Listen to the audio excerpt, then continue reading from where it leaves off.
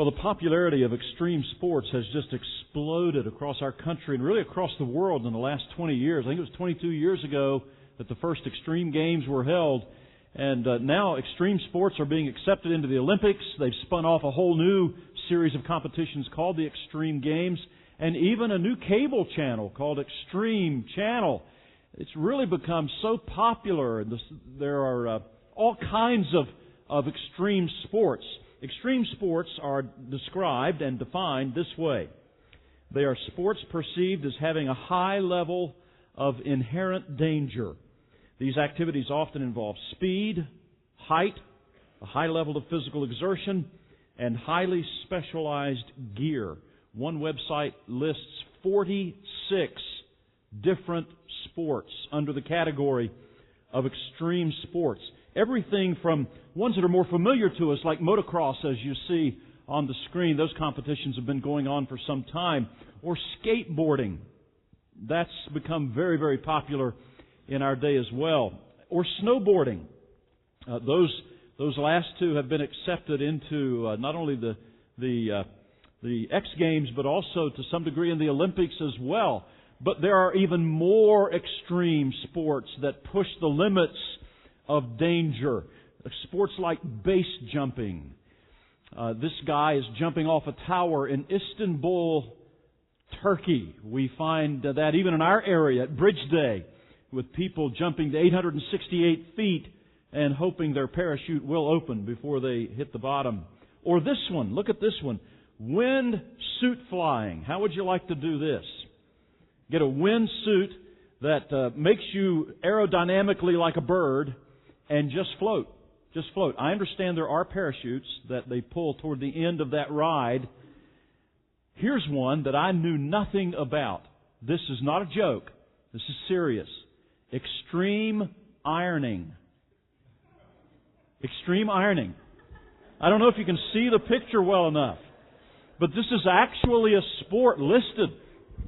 You climb up some unbelievable mountain or rock cliff like this. You may be able to even see his rope right down from him, just down in front of him. I don't have my pointer, but you may be able to see his rope. You've got an ironing board on your back.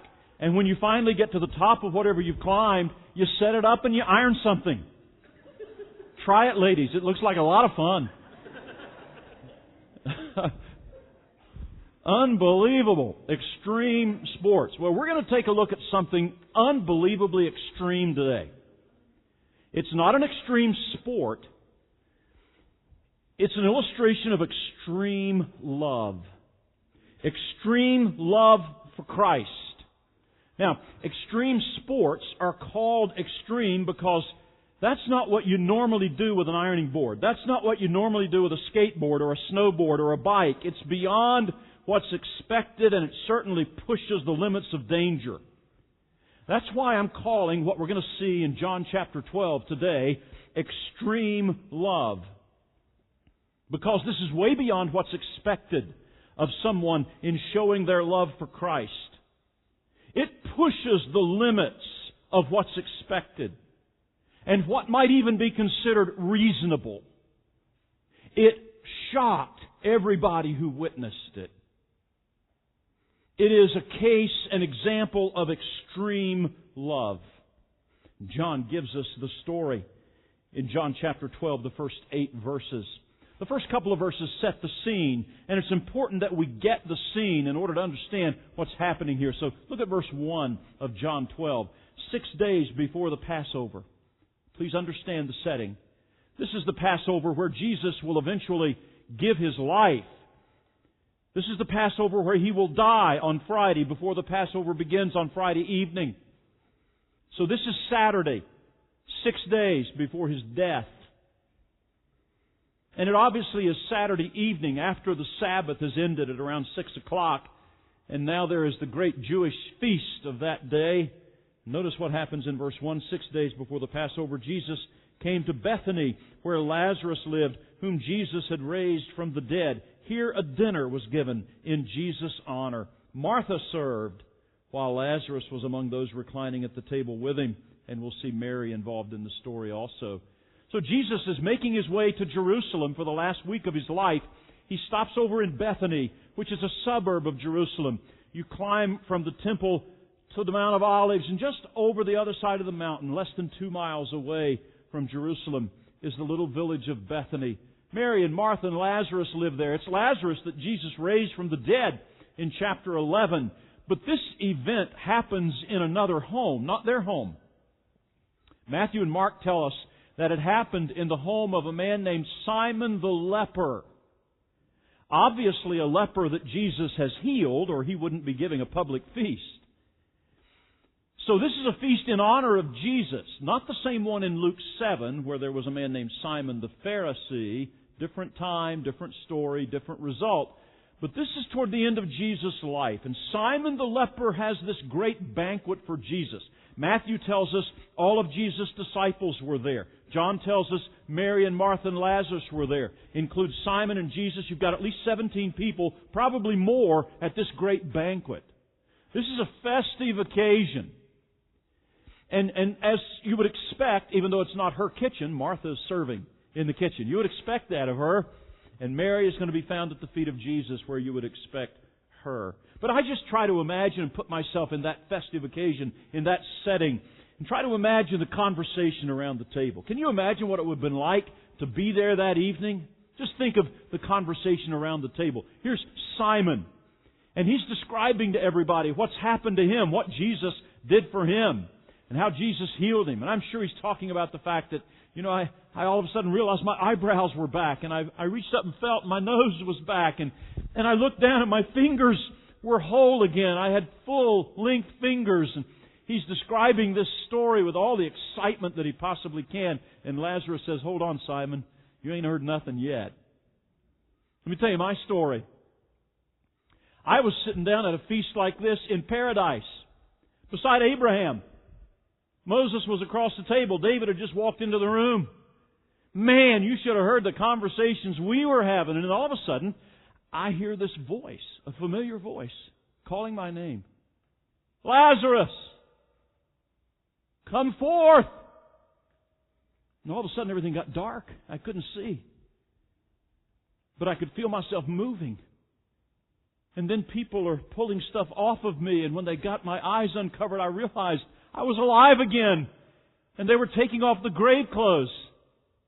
And I can just hear him putting an elbow, or see him putting an elbow in Peter's side. And the first guy I saw was Peter. You should have seen Peter's eyes. They were as wide as saucers when he saw me. Can't you imagine the conversation around the table? These people are no different than us. They're sharing with great joy what Christ has done for them. And then all of a sudden something happens. They witness an event that none of them will ever forget. It is an act of extreme love. And so I want us to look at verse 3 to see the expression of extreme love.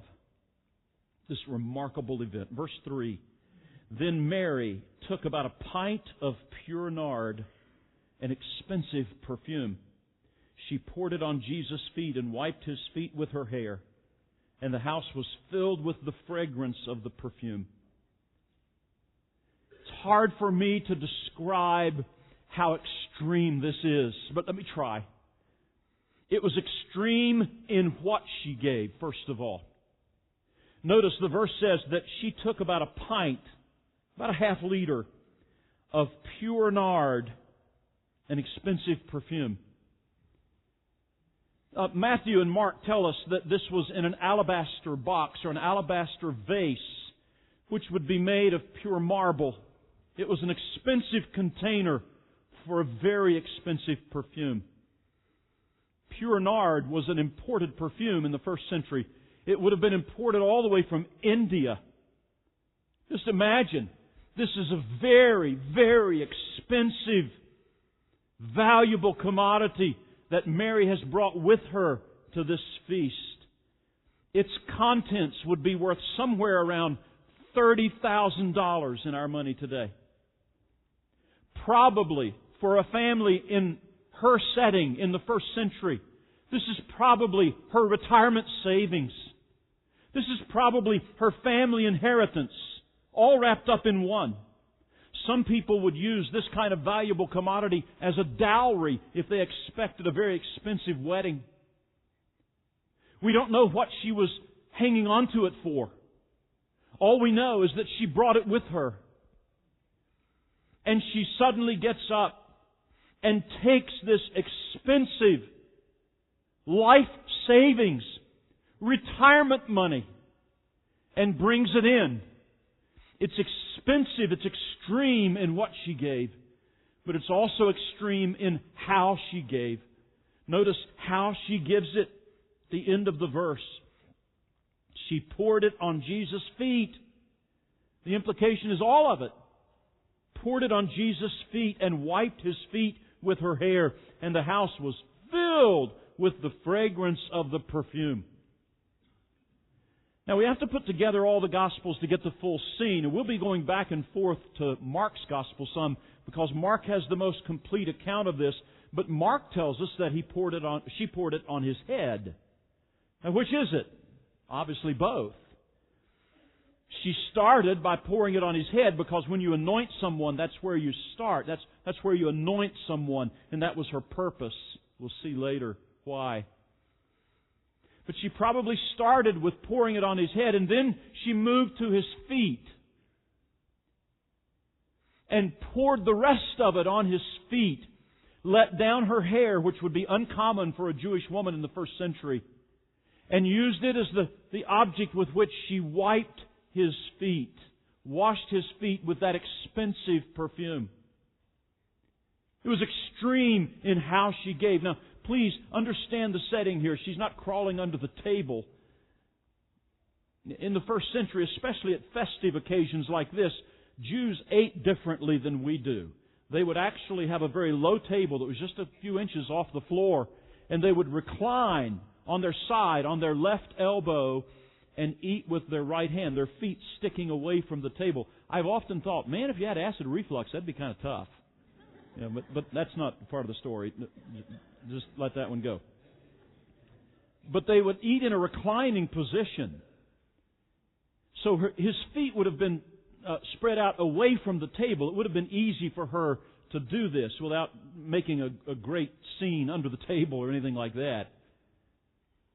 But it is extreme in how she gave. She's pouring out, literally, emptying her life savings, her retirement, everything she has, in one passionate expression of devotion and worship for Christ. It is all given because He is worthy. This is an extreme expression of love. But what happens next is just as shocking. Because what happens next is the criticism of this extreme love. Look at verse 4. But one of His disciples, Judas Iscariot, who was later to betray Him, objected. Why wasn't this perfume sold and the money given to the poor? It was worth a year's wages. He did not say this because he cared about the poor, but because he was a thief. As keeper of the money bag, he used to help himself to what was put into it. Now, John obviously would not know this till after the resurrection of Christ. Nobody suspected Judas until later. So John's writing this many years after the event, and he adds this detail. He knows now why Judas said what he said. But think about the criticism that Mary receives. You know, not all criticism is bad. We need to weigh and evaluate criticism. When someone criticizes you, we expect it. We need to evaluate it. We need to evaluate it at least on a couple of fronts, in a couple of ways, to see whether or not it's something we need to listen to. We need to learn from. All of us have blind spots, and we need at times someone to give us a healthy dose of criticism. I love Aesop's fables. I mean, I don't read them every day, but I love them when I do read them and hear them. And one of Aesop's fables has to do with criticism and what it can do to you. He tells the story of a grandfather and a grandson making their way into town with a donkey. The young boy is riding on the donkey while the grandfather walks along beside it. One man comes toward them and says this, "Look at that. That little boy is so self-centered and making his grandfather walk." Well, that kind of stung. And so they traded places. And the little boy started walking. The grandfather got up on the donkey. They met someone else. The second person said, "I can't believe you're making that little boy walk. He's so young." So the little boy got up on the donkey, and they were both riding the donkey at this point into town. Somebody else comes out of town and sees them and hurls this criticism, "I can't believe your incredible disrespect and cruelty toward the donkey and making him strain under the heavy weight of both of you." So they both got off the donkey, picked up the donkey, and carried it into town. I love Aesop's fables. You know what he's getting at, don't you? You can't win with criticism. No matter what you do, you're going to face criticism. So what we need to do with criticism is we need to learn to evaluate it. I think there are at least two tests we can give to criticism to find out whether or not it's something we need to listen to and need to learn from. And this criticism fails both of those tests. The first test is the method of criticism. How is it given? Now here we need Mark to help us out a little bit as well. So look on the screen. We're going to see what Mark says. Mark says this about the reaction. He says, "Some of those present," not just Judas. Judas is evidently the most outspoken. But there are others, evidently some of the other disciples. Some of those present were saying, notice, indignantly, and then notice these next words, to one another. Why this waste of perfume? It could have been sold for more than a year's wages and the money given to the poor. And then they turned their anger on Mary. And they rebuked her harshly. So they're indignant to start with. Secondly, they are saying this to one another. Indignantly criticizing to one another about Mary. And then finally they turn all of their anger on Mary. And they rebuke her harshly. The original word for rebuke harshly is a very graphic term. It literally means to snort like a wild horse. That's how the word was used in the first century. And so you can just see their nostrils flaming in their anger, and they're just snorting like a wild, "Why would you do this?" And they're rebuking her harshly. It must have shocked her, must have mortified her. This unexpected response. The way in which the criticism was given fails the test of good criticism. The method of criticism was wrong. But as we can see from John's Gospel, the motive of criticism was wrong too. John tells us that Judas says, evidently for the impression that it will give, "Why wasn't this perfume sold, the money given to the poor?" You know, we could have done a lot of good with this money. We could have used this money to help a lot of poor people. But John adds what his motive was. His motive was not the care for the poor at all. It was because he was the treasurer of the disciples. He held the bag. He took care of the money. And he used to dip his hand in the till a lot and take money from it. Now, I don't think anybody realized that until after Jesus' death and burial and resurrection. Nobody suspected Judas at all when he betrayed Jesus. But his motive is made clear later. As Judas sees this expensive perfume being poured out in its entirety on Jesus' feet, knowing it can never be recaptured, it's gone. He quickly, as Judas sees that, he quickly calculates what that must be worth. Some people know the price of everything and the value of nothing. And that's Judas. Oh, he can calculate the price, but he does not understand what's being done here. And he does not understand the value of this gift to our Lord. And the other disciples evidently chimed right in, indignantly, looking at one another, criticizing Mary to each other, and then rebuking her harshly. I think probably the disciples knew that, or thought they knew, Jesus' mind. I think the disciples probably figured, Jesus is going to back us up on this one. They probably thought, Jesus will agree. We could do a lot with this money. There are a lot of people we could help. If you can feed a multitude of several thousand with 5 little barley cakes and 2 little fish, imagine what you could do with this much money. I'm sure they thought Jesus would have their back. But they were seriously mistaken. Because Jesus quickly leaps to Mary's defense. And I want us to spend some time this morning looking at His words, because His words are penetrating. They go to the very essence of extreme love, and they take the measure of my heart. They will take the measure of our hearts here this morning. What is Jesus getting at? How does He respond? He comes to her defense, and He defends her with 4 very important words that describe this lavish display. 4 words of praise for her. The first is this. Jesus says, "It is beautiful." Now again, we need Mark's Gospel to fill in some of the gaps that John doesn't have here. Jesus said this initially. "Leave her alone," said Jesus. "Why are you bothering her? She has done a beautiful thing to me." So Jesus says, first of all, this is beautiful. What does He mean by that? How can this be considered beautiful?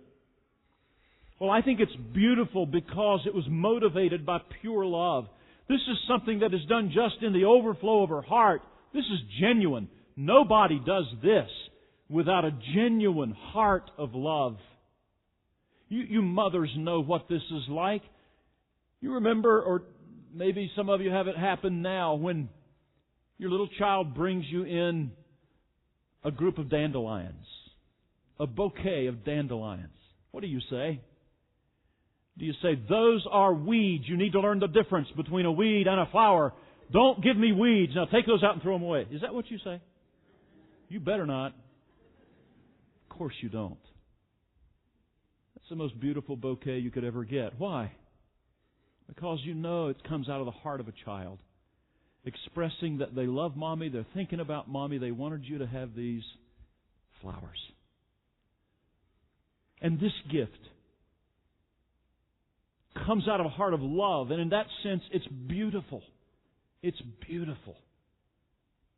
But it's also beautiful because it is a response to the Spirit's prompting. I don't know what caused Mary to be prompted to bring this with her, and if she had planned to do this or not. But at some point, she instinctively knows, she feels that she needs to get up from the table and go and get this perfume and do what is in her heart to do.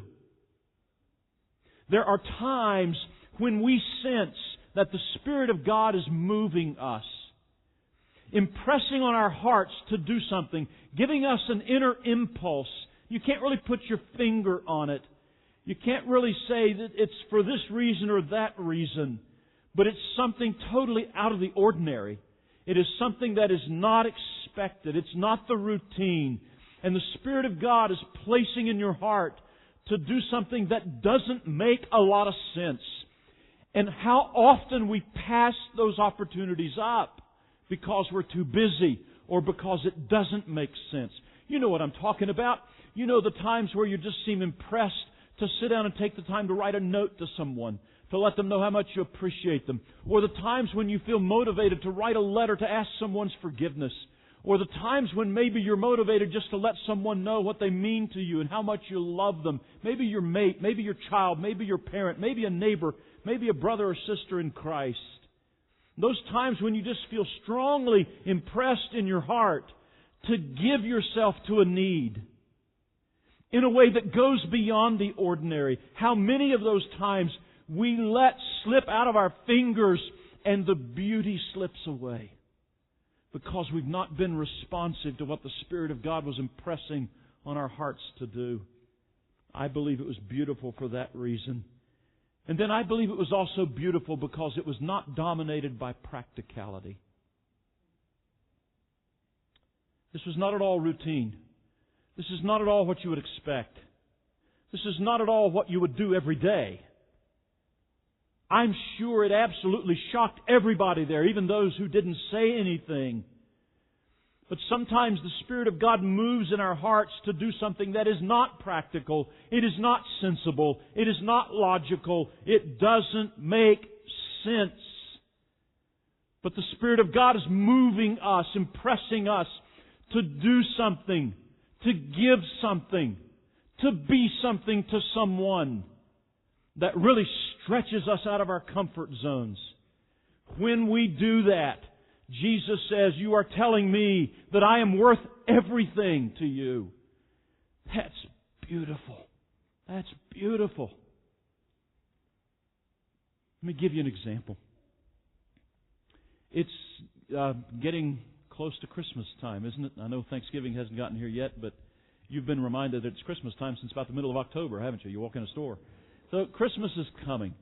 And maybe you have great plans. Maybe you're going to get a little Christmas bonus from where you work, or maybe you've got some money you've saved up, a few dollars a week over the year, and maybe you've got a few things that you plan to do with that for you or your family. What if God were to lay on your heart someone else who has a need? And He were to lay on your heart, you've got enough, your family has enough. Why don't you help this person? Would you do that? Would you? How often we let those opportunities slip through our fingers and miss Jesus saying in our hearts, now that was beautiful. She's done a beautiful thing to me, Jesus said. Second thing He said in her defense, it is sacrificial. Again, Mark tells us this. Just a few words in Mark 14, verse 8. She did what she could.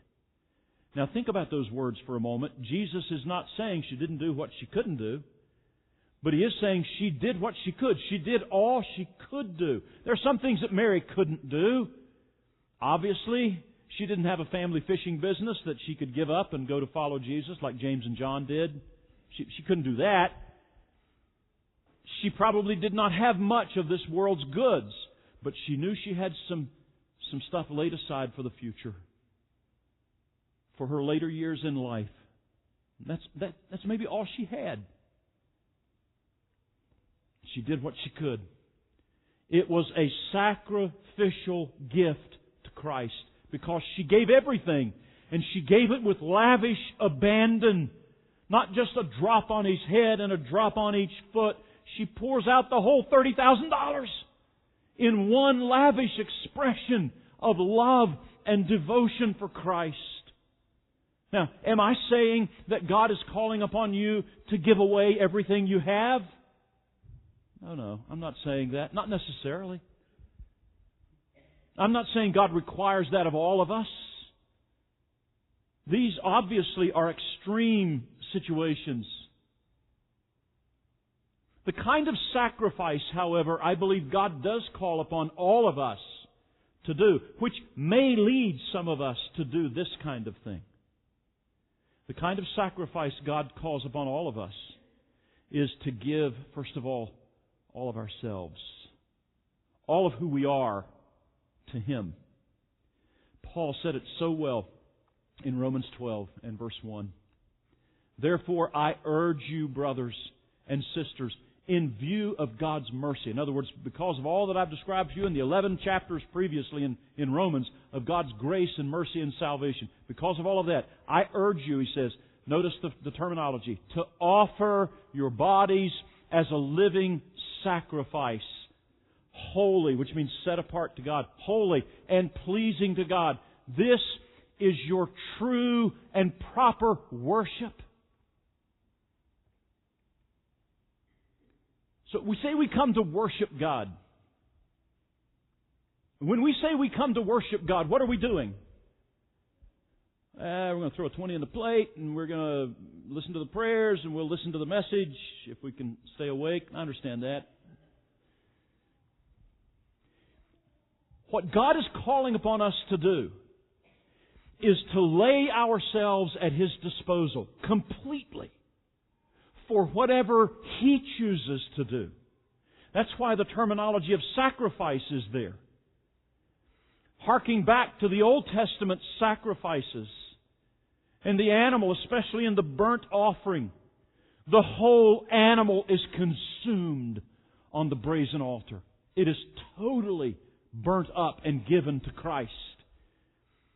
And so what Paul is telling us to do, and what Jesus commends as doing all we could, is to give ourselves totally and fully to Christ. My life is not my own, we say to Him. Not my plans, not my will, not my ambition, not my charted out path for my life. But my life is in Your hands, Lord. I lay it at Your disposal. Whatever You want to do. He's calling for an all-out sacrifice here. Does that mean that everybody who does that's going to end up on the mission field? No, not necessarily. But it means at least we give Him the opportunity to listen, to direct us that way. And we will listen to Him if that's where He wants us to be.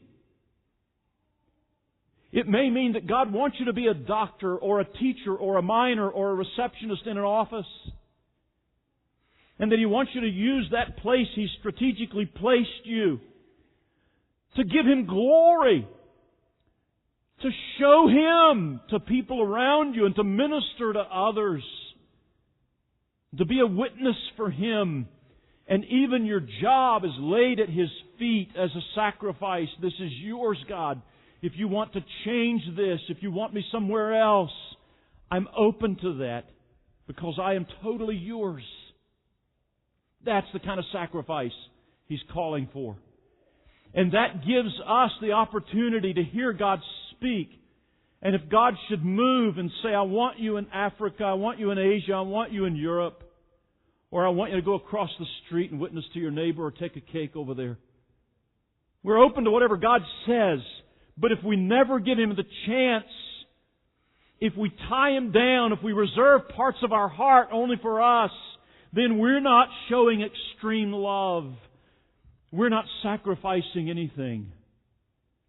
It's sacrificial, Jesus said.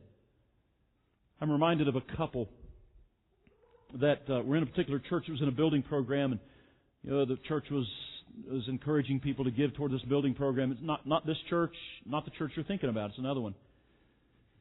And this church was in this huge building program, and people were being challenged to give. And there was one couple that came to the pastor, and they said, we just want you to know we've really decided to give, and sacrificially. This has been hard for us, and we've been saving the money, and we want to give it now. And they had brought a jar that they had evidently stored this money in. They told the pastor, said, there's $1,000 in here, and we'd like for you to help us count it. So they walk in his office and lay it out on the desk, and they start counting. And all of a sudden it becomes apparent there's more than $1,000 in this jar. It's $12,000. And the husband looked at the wife and said, you brought the wrong jar. Yikes. Yeah, we smile at that story, but I wonder if we're doing the same thing with our lives. Oh, we'll give a little. We'll give some, not till it really hurts, not a real sacrifice. We'll give some of our lives and our hearts, but to lay everything out there and to say, God, it's all Yours, and I will do and be and go wherever You desire. It is totally Your decision. How many of you teenagers have done that before you started praying about what college to go to?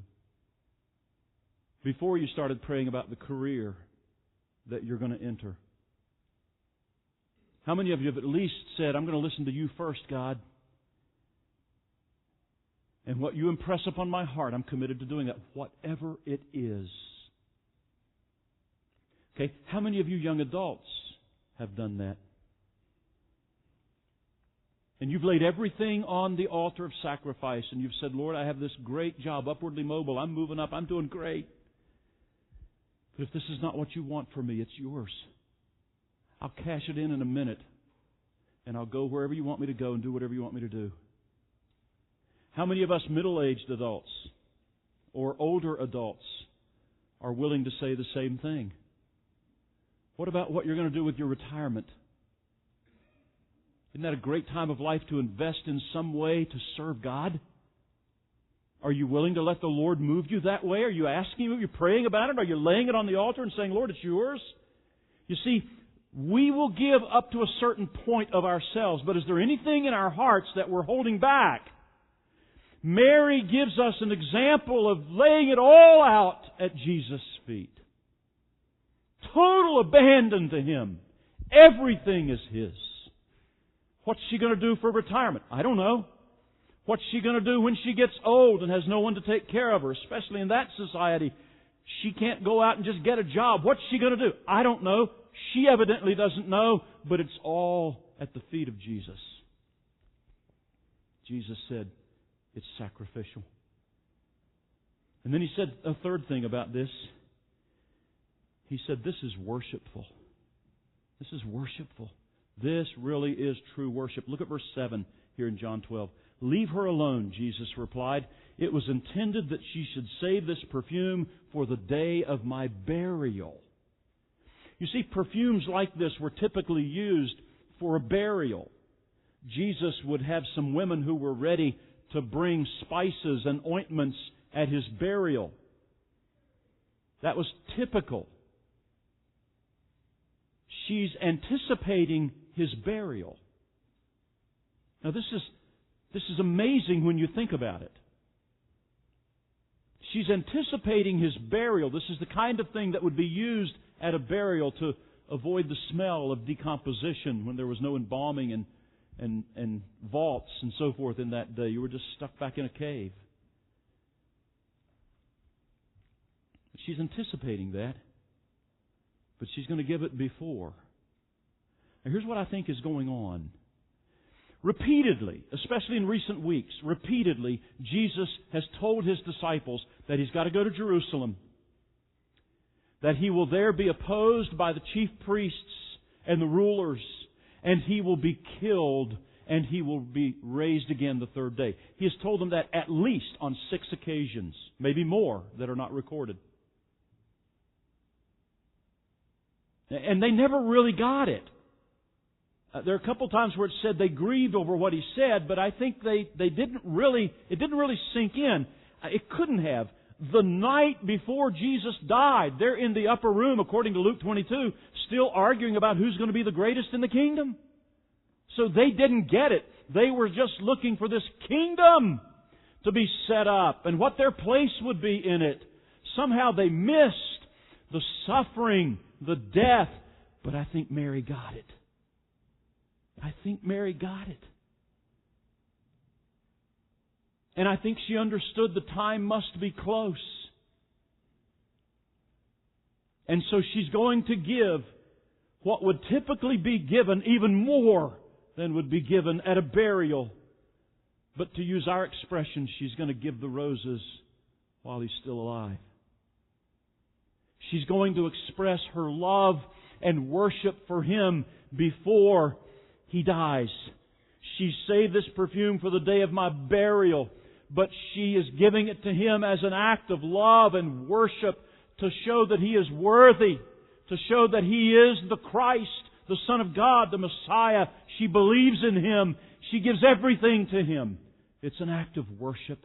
And Jesus says this is worshipful. But He also says, fourthly, this is timely. This is timely. Look at verse 8. You will always have the poor among you, but you will not always have me. Now, some have seen this as kind of a calloused expression. Don't worry about the poor. Don't do anything for them. I want this for me. But that's not at all what Jesus meant. Jesus' heart and mind was so steeped in the Old Testament Scriptures. When He spoke, the Scriptures just flowed out of Him. And almost word for word, He quotes the first part of a passage in Deuteronomy. Deuteronomy 15:11. Look at the whole passage here on the screen. There will always be poor people in the land. Therefore I command you to be open-hearted toward your fellow Israelites who are poor and needy in your land. I think what Jesus was doing here is He quotes the first part of the verse, knowing that His disciples and those at this meal will be familiar with the rest of it. They know what He's talking about. They know that He's saying, you will have many opportunities to help the poor, and you should do so. Moses commanded us to do so. They will always be with you. You'll have many opportunities for that. You do not have much time left for me. Mary got that. The others didn't get it. Yes, help the poor. Yes, reach out to those with needs. But right now is the time to sit at Jesus' feet and pour out extravagant love on Him. You know what Jesus was teaching us? Is that there is a beautiful balance in our lives as Christians, that we have a tendency to get out of whack, either on one side or the other. You know, there is a place for service. There is a place for reaching out to meet the needs of the poor and others who have great needs. There's a place for that. That needs to be done. That should be there. But there is also a place for worship.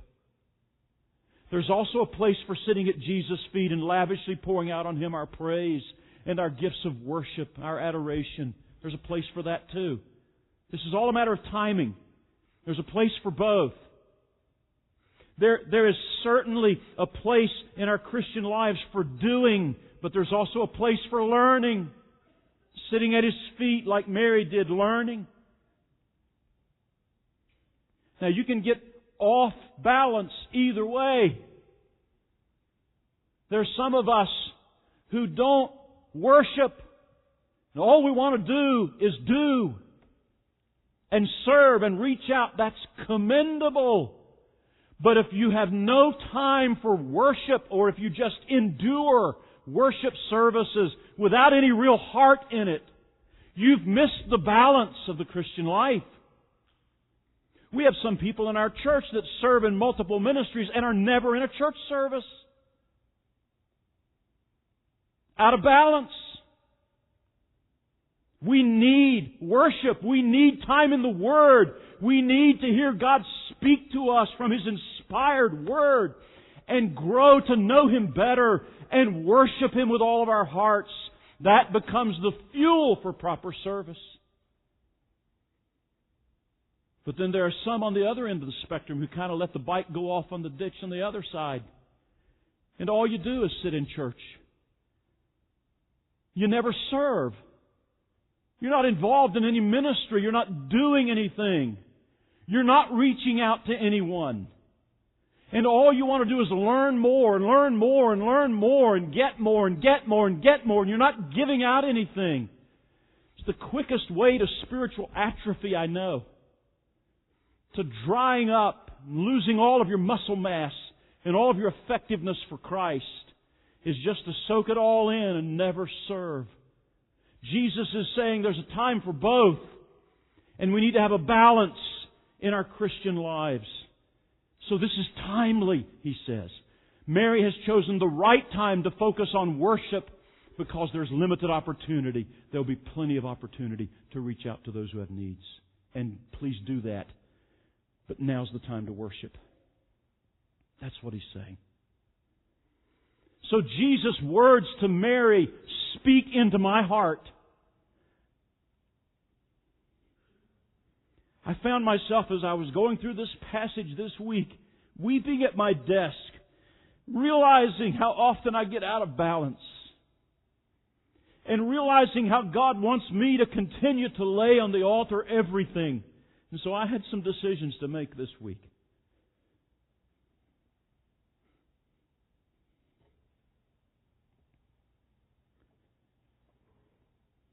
Would you quickly notice the results? Just quickly. The results of extreme love. Again, Mark fills in the gap here. In Mark 14 and verse 9, he tells us, first of all, that loving hearts are remembered. Loving hearts, one who express extreme love, they will be remembered by Christ. He says this in Mark, he says, truly I tell you, wherever the gospel is preached throughout the world, what she has done will also be told in memory of her. And that's what we're doing here this morning. We're repeating the story. We're telling the story again, as Jesus promised it would be told over and over again wherever the gospel's preached. Loving hearts are remembered. And my friend, if you give all to Jesus, I'm not saying it will necessarily be remembered here, but Jesus will make sure it's remembered. When you stand before Him in heaven, it will be remembered. Whatever you've sacrificed and done for Him. But He also says wicked hearts will be revealed. Again in Mark, He says this about Judas. Then Judas Iscariot, notice the timing, right after this rebuke by Jesus. Then Judas Iscariot, one of the 12, went to the chief priests to betray Jesus to them. They were delighted to hear this and promised to give Him money. Which is what he was looking for from that gift of marriage, right? He wanted the money in the bag. So he's going to get his money. So he watched for an opportunity to hand Him over.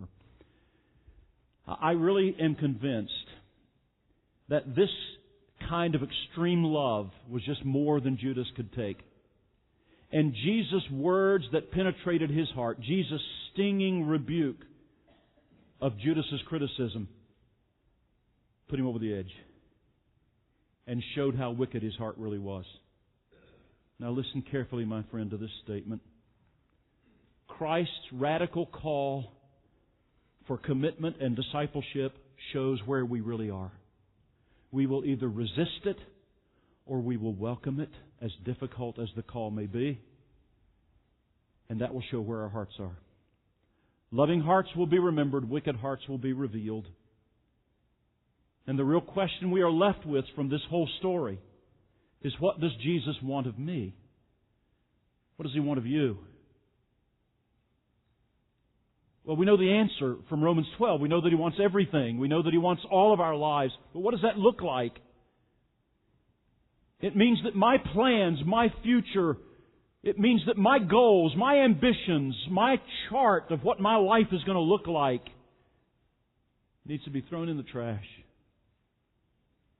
And it all laid at Jesus' feet. It means before you even make a decision about what you're going to do with your life, you make the ultimate decision of Romans 12:1. That you lay it all on the altar of sacrifice and say, okay, Lord, I'm an open book. You write your story on my life and my heart. And whatever you want to write, that's what I'm going to go with. That's what it means. It means that we as parents and grandparents will give ourselves and our families totally to the Lord. It is our passionate hope and prayer.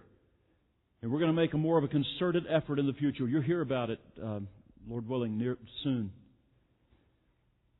After the first of the year. We have a desire and a passion and a hope to see missionaries go out from this church.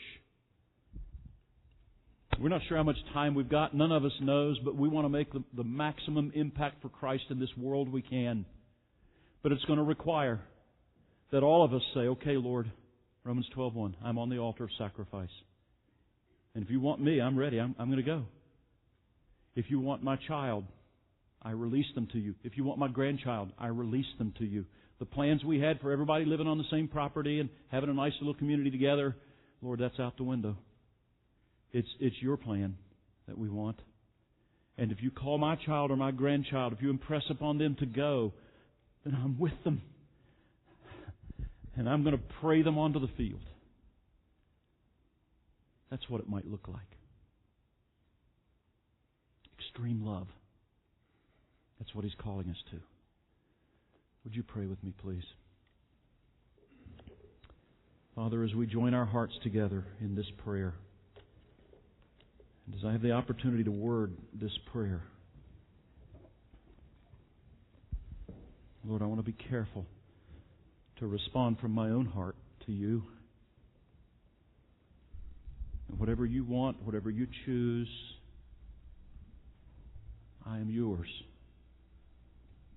Whatever that means, Whatever you want me to give, wherever you want me to go, whatever, I'm yours. And Lord, that's easy to say here this morning, the comfort of this auditorium. Help me to be able to say it tomorrow and Tuesday and the rest of my life. And mean it. And Lord, I pray that every one of us this morning would be willing to give this kind of extreme love to You. Whatever it looks like, Lord, that's Your call. Help us to be willing. In Jesus' name, amen.